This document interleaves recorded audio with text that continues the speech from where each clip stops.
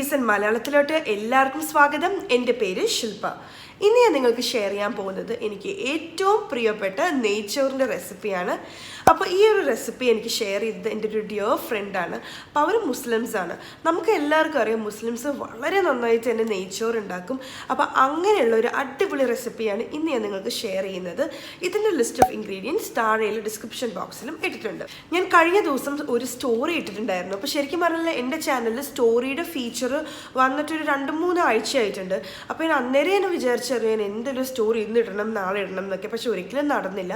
അപ്പോൾ അങ്ങനെയാണെങ്കിൽ ഈ 2 ദിവസം മുമ്പ് ഞാൻ ആ സ്റ്റോറി ഇട്ടത്. അപ്പോൾ സ്റ്റോറി ഇട്ട് കഴിഞ്ഞപ്പോൾ അതിനകത്ത് ഞാൻ പറഞ്ഞിട്ടുണ്ടായിരുന്നു നിങ്ങളിത് കാണുന്നുണ്ടെങ്കിൽ ഒരു ഹലോ പറയണമെന്ന്. അപ്പോൾ അങ്ങനെ കുറച്ച് പേരൊക്കെ ഹലോ പറഞ്ഞിട്ട് എനിക്ക് ഭയങ്കര സന്തോഷം. ഞാൻ ശരിക്കും പറഞ്ഞാൽ അത്ര പോലും ഞാൻ എക്സ്പെക്ട് ചെയ്തിട്ടുണ്ടായിരുന്നില്ല. ഞാൻ വിചാരിച്ചു നിങ്ങളൊക്കെ എങ്ങനെയാണ് എൻ്റെ ഒരു ചെറിയ ചാനൽ എൻ്റെ സ്റ്റോറി നിങ്ങളൊക്കെ കാണുമെന്നൊക്കെ ഞാൻ വിചാരിച്ചിട്ടുണ്ടായിരുന്നു. പക്ഷെ എനിക്ക് ഒരുപാട് സന്തോഷം തോന്നി. എനിക്ക് അവരുടെ കമൻറ്റ്സ് കാണാൻ പറ്റുന്നുണ്ട്, പക്ഷെ എനിക്ക് ലൈക്ക് ചെയ്യാൻ പറ്റുന്നുണ്ട്, പക്ഷെ എനിക്ക് റിപ്ലൈ ചെയ്യാൻ പറ്റുന്നില്ല. അപ്പോൾ ഞാൻ വിചാരിച്ചു ഇത്രയും നിങ്ങളുടെ സമയം 1 മിനിറ്റെങ്കിൽ 1 സെക്കൻഡ് എനിക്ക് വേണ്ടി നിങ്ങൾക്ക് മാറ്റി വെച്ചിട്ടുണ്ടെന്ന് കമൻറ്റ് ഇടാമെങ്കിൽ ഞാൻ തിരിച്ച് എന്തായാലും റിപ്ലൈ ചെയ്യണമെന്ന് ഞാൻ വിചാരിച്ചു.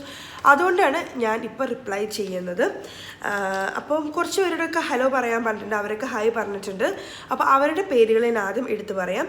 സൂര്യപ്രഭു, സ്വപ്ന സുരേഷ് KK, ശ്രീകുട്ടി സിൻസി, പിന്നെ സനൂസ്, ഹസീന ജമീല, അഷീദ മുഹമ്മദ്, രേഷ്മ റെക്സ. ഇത്രയും ആൾക്കാരാണ് എനിക്ക് ഹലോ പറഞ്ഞേക്കുന്നത്.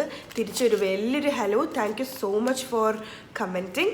പിന്നെ എൻ്റെ ഒരു ഫ്രണ്ട് കൂടെ കമൻറ്റ് ചെയ്തിട്ടുണ്ട്, ലക്ഷ്മി B. എൻ്റെ കൂടെ MBAക്ക് പഠിച്ചതാണ്.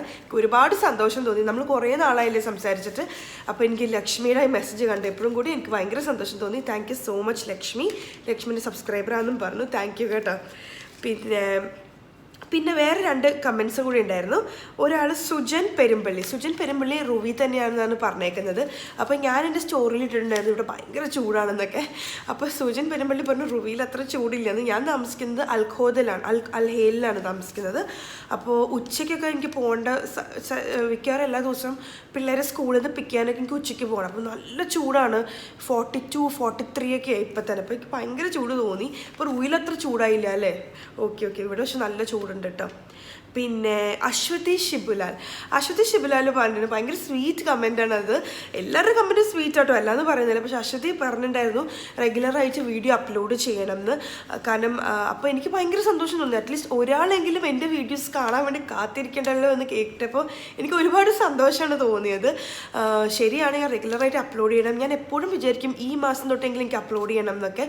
പക്ഷേ ഇപ്പോൾ എനിക്ക് കുറച്ച് തിരക്കുകളുണ്ട്. കാരണം ഞാൻ നെക്സ്റ്റ് വീക്ക് നാട്ടിൽ പോവുകയാണ്. അപ്പോൾ അതിൻ്റേതായ ചെറിയ തിരക്കുകളുള്ളതുകൊണ്ടാണ് എനിക്ക് കണ്ടിന്യൂസ് ആയിട്ട് ഇടാൻ പറ്റാത്തത്. പക്ഷേ ഞാൻ മാക്സിമം ശ്രമിക്കാം. ഓക്കെ. അപ്പോൾ പിന്നെ അശ്വതി ഷിബിലാൽ ഒരു കാര്യം കൂടെ പറഞ്ഞിട്ടുണ്ട്, എൻ്റെ വട്ടയപ്പം റെസിപ്പി വളരെ ഇഷ്ടമായെന്നും ആഴ്ചയിൽ ഒരിക്കലെങ്കിലും നിങ്ങൾ എൻ്റെ വട്ടയപ്പം ഉണ്ടാക്കാറുണ്ടെന്ന്. എനിക്ക് ഭയങ്കര സന്തോഷം തോന്നി അങ്ങനത്തെ കമൻസ് ഒക്കെ കാണുമ്പോൾ. നിങ്ങൾക്കത് ഇഷ്ടപ്പെട്ടു. ഞാൻ കഷ്ടപ്പെട്ട് വീഡിയോ ചെയ്ത് എഡിറ്റ് ചെയ്തിട്ട് ഇങ്ങനെ ഇത്രയും നല്ല റെസ്പോൺസ് കിട്ടുമ്പോൾ എനിക്ക് ഒരുപാട് സന്തോഷം തോന്നാറുണ്ട്. Thank you so much Aswathi Shibilal. Message അയച്ച എല്ലാവർക്കും ഒരിക്കൽ കൂടി നന്ദി. അപ്പോൾ നമുക്ക് പെട്ടെന്ന് തന്നെ വീഡിയോയിലോട്ട് കിടക്കാം. അപ്പം നമുക്ക് നെയ്ച്ചോറ് ഉണ്ടാക്കി തുടങ്ങാം. അപ്പോൾ ഒരു പാനിലോട്ട് ഇതേപോലെ 1 ടേബിൾ സ്പൂൺ നെയ്യ് ഇട്ട് കൊടുക്കാം. ആ നെയ്യ് ഒന്ന് ചൂടായി തുടങ്ങുമ്പോൾ നമുക്ക് ഇതിലോട്ട് 2 ബേ ലീഫ് ഇട്ട് കൊടുക്കാം. അപ്പോൾ ചിലവർ ഇതിൻ്റെ കൂടെ പട്ട ഗ്രാമ്പൂ ഒക്കെ ചേർക്കാറുണ്ട്. പക്ഷെ ഞാൻ സാധാരണ ബേ ലീഫ് മാത്രം, അല്ലെങ്കിൽ ബേ ലീഫിനോട് 2 ഏലക്കായും കൂടെ ചേർക്കും, വേറെ ഒന്നും ചേർക്കാറില്ല. പിന്നെ നമുക്ക് ഇതിലോട്ടൊരു ചെറിയൊരു ടീസ്പൂൺ ക്യാരറ്റ് ചെറുതാക്കി അരിഞ്ഞത് ചേർത്ത് കൊടുക്കാം. പിന്നെ 2 ടേബിൾ സ്പൂൺ സവോളയും ഇട്ട് ജസ്റ്റ് ഒന്ന് സോട്ട് ചെയ്ത് കൊടുക്കാം. ഒരു ചെറിയ ടീസ്പൂൺ ക്യാബേജും കുത്തി അരിഞ്ഞത് നമുക്ക് ചേർത്ത് കൊടുക്കാം വേണമെന്നുണ്ടെങ്കിൽ. അപ്പോൾ സാധാരണ നമ്മൾ നെയ്ച്ചോറ് ഉണ്ടാക്കുമ്പോൾ ഇതേപോലെ ക്യാരറ്റും ക്യാബേജും ഒന്നും ചേർക്കാറില്ല.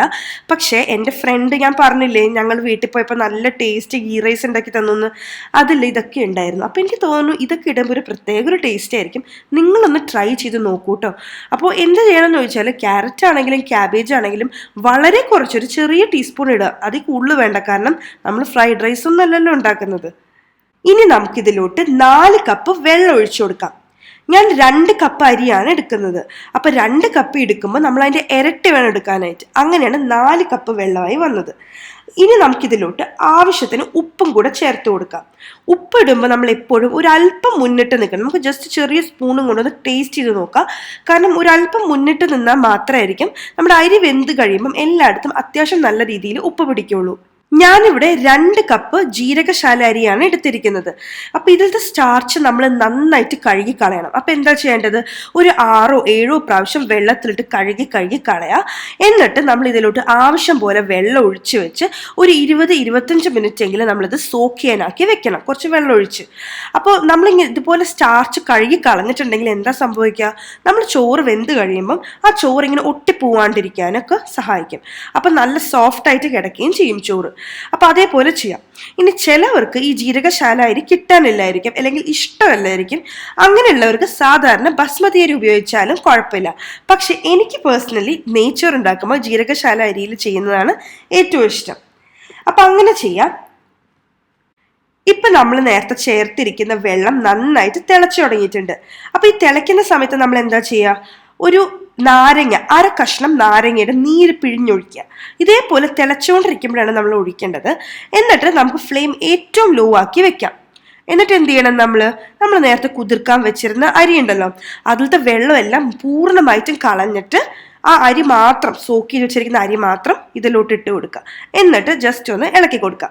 അപ്പം നമ്മൾ ഇടയ്ക്ക് നാരങ്ങ നീര് ഒഴിച്ചത് എന്തിനാണെന്നറിയോ? അറിയണ്ടാവും നിങ്ങൾക്ക്, അറിയാത്തവർക്ക് വേണ്ടി ഞാൻ പറയാണ്. ഇങ്ങനെ നാരങ്ങ നീര് ഒഴിച്ചിട്ടുണ്ടെങ്കിലും ചോറ് വെന്ത് കഴിയുമ്പോൾ അങ്ങനെ കുഴഞ്ഞു പോകില്ല. അതുപോലെ തന്നെ ഈ നെയ്ച്ചോറിൻ്റെ എന്താ പറയുക, നെയ്ച്ചോറിൻ്റെ ഒരു ഒരു വെള്ള നിറം ഉണ്ടല്ലോ, അതങ്ങനെ നിലനിർത്തിക്കൊണ്ട് തന്നെ നമുക്ക് നല്ല ഭംഗിയുള്ള നെയ്ച്ചോറ് കിട്ടുകയും ചെയ്യും. ഇനി നമുക്ക് ഇത് മൂടി വെച്ച് ഏറ്റവും ലോ ഫ്ലെയിമിലിട്ടിട്ട് നമുക്ക് നമ്മുടെ ചോറ് അല്ലെങ്കിൽ അരി വേവിച്ചെടുക്കാം.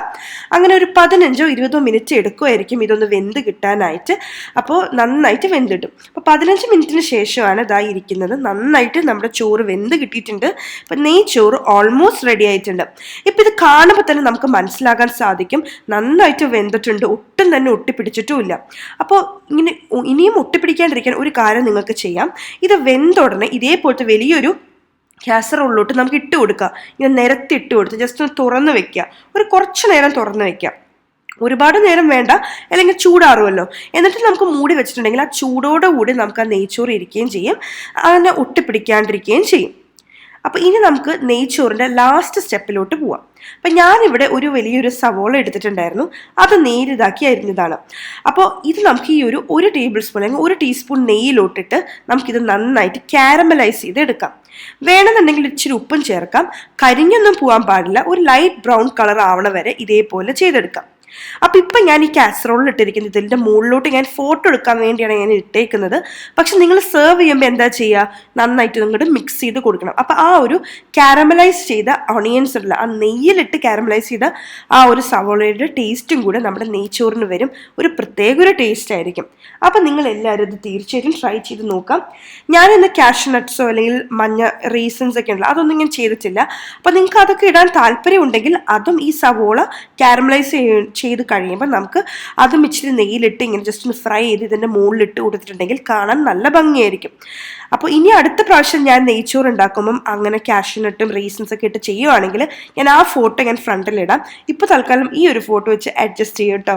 അപ്പോൾ നിങ്ങൾ എല്ലാവരും തീർച്ചയായിട്ടും ട്രൈ ചെയ്ത് നോക്കണം. എന്തൊരു എളുപ്പമല്ലേ നെയ്ച്ചോറ് ഉണ്ടാക്കിയെടുക്കാൻ. അപ്പം ഞാൻ പറഞ്ഞോണം തന്നെ ഇച്ചിരി ക്യാരറ്റും ഒരു ഇച്ചിരി ക്യാബേജും കൂടി ഇട്ട് നോക്ക്, നല്ല ടേസ്റ്റ് ആയിരിക്കും. നിങ്ങൾക്ക് എല്ലാവർക്കും ഉറപ്പായിട്ടും ഇഷ്ടപ്പെടും. നിങ്ങൾ ആദ്യമായിട്ടാണ് ഈ ചാനൽ വരുന്നതെങ്കിൽ താഴെയുള്ള red colour subscribe button click ചെയ്യാൻ മറക്കരുത്. അതിൻ്റെ തൊട്ടടുത്ത് തന്നെ ചെറിയൊരു ബെല്ലൈക്കൺ ഉണ്ട്, അതും കൂടി ക്ലിക്ക് ചെയ്താൽ മാത്രമായിരിക്കും ഞാൻ എപ്പോൾ ഒരു പുതിയ വീഡിയോ അപ്ലോഡ് ചെയ്യുമ്പോഴും നിങ്ങൾക്ക് നോട്ടിഫിക്കേഷൻ കിട്ടൂ. നിങ്ങൾക്ക് ഈ വീഡിയോ ഇഷ്ടപ്പെട്ടിട്ടുണ്ടെങ്കിൽ തീർച്ചയായിട്ടും ലൈക്ക് ചെയ്യാനും ഷെയർ ചെയ്യാനും മറക്കരുത്. Thank you so much for watching. By.